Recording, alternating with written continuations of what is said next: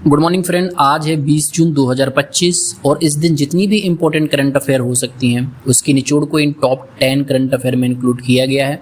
तो आप वीडियो को पूरा और एंड तक जरूर देखिए, क्योंकि लास्ट में आपसे एक क्वेश्चन पूछा जाएगा जिसका आंसर आपको कमेंट में लिखना है। और हाँ, आप इसकी PDF को कमेंट में जाकर डाउनलोड कर सकते हैं, जहाँ पर मैंने इसकी लिंक पिन कर दी है। तो चलिए आज की वीडियो स्टार्ट करते हैं।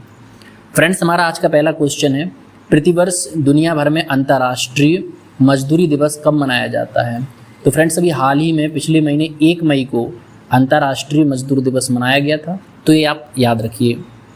अगले क्वेश्चन पर आते हैं। हाल ही में भारत ने पहली एशियाई अंडर 15 और अंडर 17 मुक्केबाजी चैंपियनशिप में कुल कितने पदक प्राप्त किए हैं? तो अभी हाल ही में भारत ने कुल 40 पदक प्राप्त किए हैं और यह पहली थी, तो इसको जरूर याद रखना क्योंकि पहली जरूर पूछी जाती है पेपर में। अब अगले क्वेश्चन पर आते हैं। हाल ही में अप्रैल 2025 में रिकॉर्ड GST कलेक्शन किया गया है, यह कितना था? तो अभी हाल ही में अप्रैल में नए आंकड़े आए हैं GST के, तो अभी 2.30 लाख करोड़ GST कलेक्शन हुआ है, तो इसको याद रखना। अब बात आती है GST की, तो इसको याद रख लीजिए। GST 1 जुलाई 2017 को लागू की गई थी। यह एक अप्रत्यक्ष कर है, ये ज़्यादा इम्पोर्टेंट है। एक राष्ट्र एक कर के सिद्धांत पर आधारित है, तो ये लोगो याद रखना, एक राष्ट्र एक कर, one nation and one tax system. GST 4 प्रकार का होता है, CGST, SGST, IGST और UTGST, ये आप याद रख सकते हैं।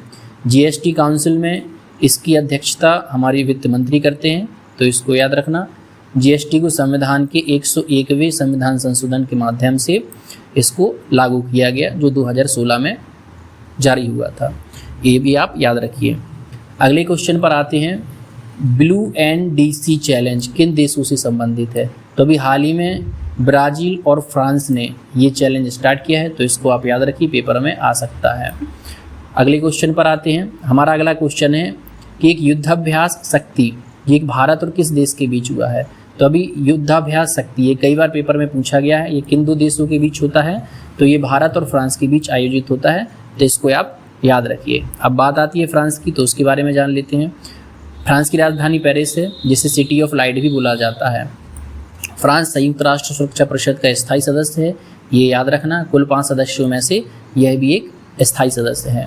फ्रांस यूरोपीय संघ और नाटो का भी संस्थापक सदस्य है। फ्रांस विश्व का सबसे अधिक पर्यटकों वाला देश है, यानी कि सबसे ज़्यादा टूरिस्ट कहाँ आते हैं? ये फ्रांस में आते हैं। फ्रांस की मुद्रा का नाम क्या है? यूरो। यहाँ पर क्या चलती है? यूरो चलती है, याद रखना। अगले क्वेश्चन पर आते हैं। एक पोर्ट है हौदे हिदात, इसको याद रखना। हौदे हिदात ये किससे संबंधित है? ये अभी चर्चा में रहा था, ये पेपर में आ सकता है। तो ये जो पोर्ट है ये यमन से संबंधित है, ये जरूर याद रखना आप। अब यमन की बात आती है, तो यहाँ पर देख लीजिए, यमन की राजधानी क्या है? सना। यमन अरब प्रायद्वीप के दक्षिण पश्चिम में स्थित है, इसको जरूर याद रखना। यमन का सबसे बड़ा द्वीप कौन सा है? शोक्रोटा। ये कई बार पेपर में पूछा गया है कि शोक्रोटा आइलैंड किससे संबंधित है? तो ये यमन से संबंधित है, जो जैव विविधता यानी कि बायोडाइवर्सिटी के लिए फेमस है। यमन में लंबे समय से गृह युद्ध चल रहा है, जिसमें कई बाहरी देश भी शामिल हैं। यमन एक इस्लामिक देश है, जहाँ की आधिकारिक भाषा अरबी है। अगले क्वेश्चन पर आते हैं। हमारा आज का अगला क्वेश्चन है, हाल ही में जारी ग्लोबल जेंडर गैप रिपोर्ट में भारत का कौन सा स्थान है? तभी भारत 131वें स्थान पर है, ये याद रखना आप। अगले क्वेश्चन पर आते हैं। मुख्यमंत्री जीवन अनुप्रेरणा योजना किस राज्य से संबंधित है? ये किस राज्य ने अभी जारी की है?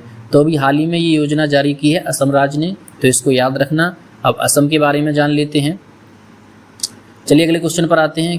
किस राज्य ने फैनी को GI टैग का दर्जा दिया है? तो अभी हाल ही में गोवा की फैनी, जो काफ़ी फेमस है, इसको GI टैग का दर्जा दिया गया है, इसको याद रख लेना। अब बात आती है गोवा की, तो जान लेते हैं।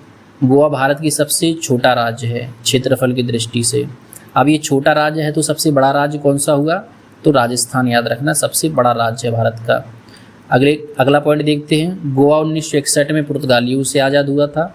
पणजी यहाँ की राजधानी है। वास्को डी गामा इसका सबसे बड़ा शहर है। गोवा अपने समुद्री तटों और पर्यटकों के लिए जाना जाता है, याद रखना। गोवा का प्रमुख त्यौहार कौन सा है? कार्निवल। ये कई बार पेपर में पूछा गया है कि कार्निवल कहाँ का त्यौहार है? गोवा का त्यौहार है। अगले क्वेश्चन पर आते हैं। हाल ही में भारत सरकार ने कब अपनी 16वीं जनगणना कराने का निर्णय लिया है। तो जो अगली जनगणना होगी वो 1 मार्च 2027 को होगी, इसको आप याद रख लेना। इसके पहले कब हुई थी? 2011 में। तो हर 10 साल में ये जनगणना होती है, इसको याद रखना। अब मैंने आपसे बोला था लास्ट में आपसे एक क्वेश्चन जरूर पूछा जाएगा, तो हमारा आज का क्वेश्चन है, हाल ही में कौन सा शहर भारत की तेंदुआ राजधानी बना है? तो इसका आंसर आपको कमेंट में लिखना है। और अगर आज की वीडियो आपको अच्छी लगी हो तो वीडियो को लाइक, शेयर और कमेंट जरूर करें। मिलते हैं नेक्स्ट वीडियो में। जय हिंद, जय भारत।